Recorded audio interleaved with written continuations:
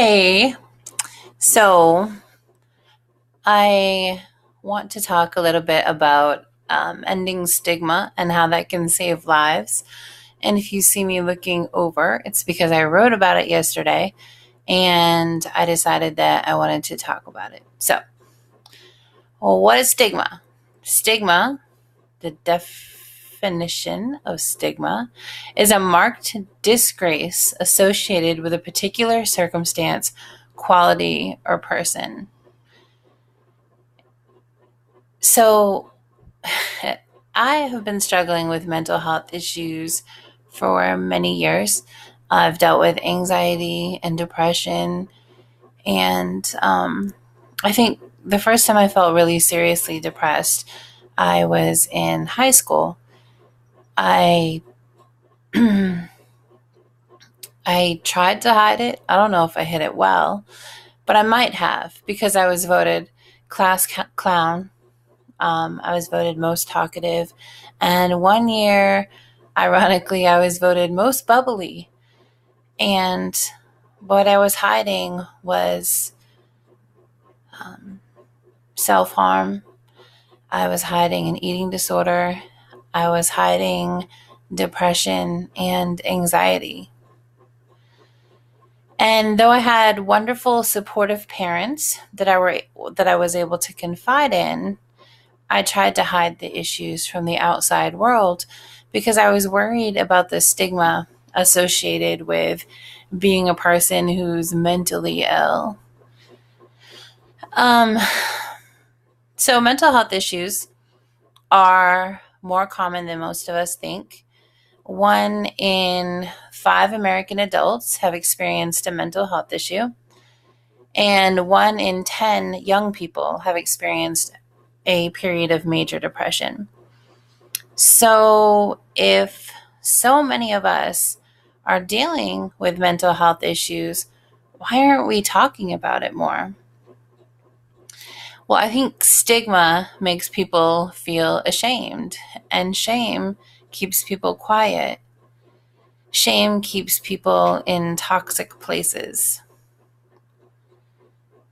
When Zuka passed away, one of the first people that I contacted was another bereaved mom, and I hope she doesn't mind that I'm talking about her, but I called her right away because I knew that she was someone who would understand, and she was.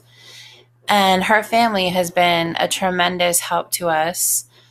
Um, I don't want to go into detail about their personal situation, but we've had family talks with their family, and I have messaged her, bless her heart, so many times, saying, "Hey, I'm feeling this way. Am I still okay?" Just making sure that I hadn't completely lost my mind yet. And she would assure me, yeah, what you're going through is normal. It's a normal part of grief. And somehow that made me feel that I was okay, even though I wasn't okay. I was okay in my not okayness, if that makes any sense. But talking with somebody who's actually been there helped tremendously. And, not to discount people who, tried to help in any way. Sometimes it's good to just have a listening ear, but it's also really good to talk to someone who can tell you, I've been there. When my children were little, I went to a domestic violence shelter. Their father and I, well, obviously things weren't good. So he was an alcoholic and he suffered from PTSD, and he had, flashbacks that would make him violent, and especially when he was drinking. So I went to live for a short period of time in a domestic violence shelter. Now, just to clarify, I could have gone home. I had a very supporting, loving family, But I wanted to stay in the city that I was in because I was going to college there, and the commute would have been a lot, especially with two young children. And so I decided to stay right there because the children went to daycare at the college, and I worked at the college. And so I decided to stay at the shelter. And there were advocates there who would come and talk to you and, you know, try to advise you. But the only ones that I really listened to were the women who told me, look, I'm not really supposed to be sharing my personal story, but I've been there. And here's what I did. And because they had been there and they had made it out, I knew that I could too. And when I decided one day that I was going to go back to my unhealthy relationship, one of the advocates came to me and said, you're always welcome back here. She said that she had left herself many times, and she finally, had the strength to move on.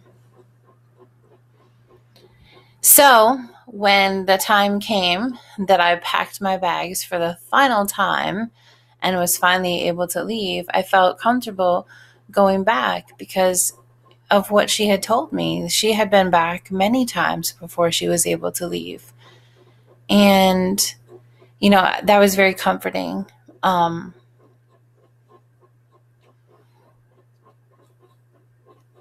See, the thing is, though, you don't have to be a professional to help someone. Using your own story to break down stigma that keeps people in toxic places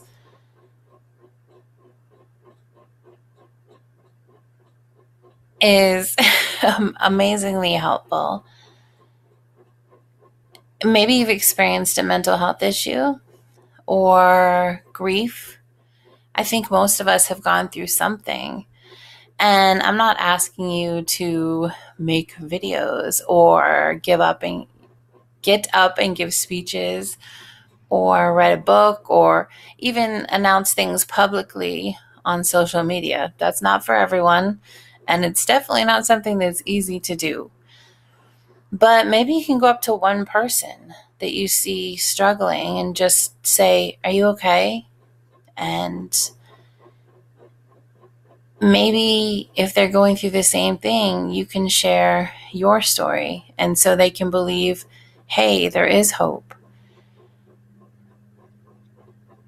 See, the more we talk about things, the more we share what we have been through, the more we share this experience of being human, the fewer walls that we have between us, the less stigma we have about what a survivor of domestic violence or a person who has a mental illness or a person who's attempted suicide or whatever it might be.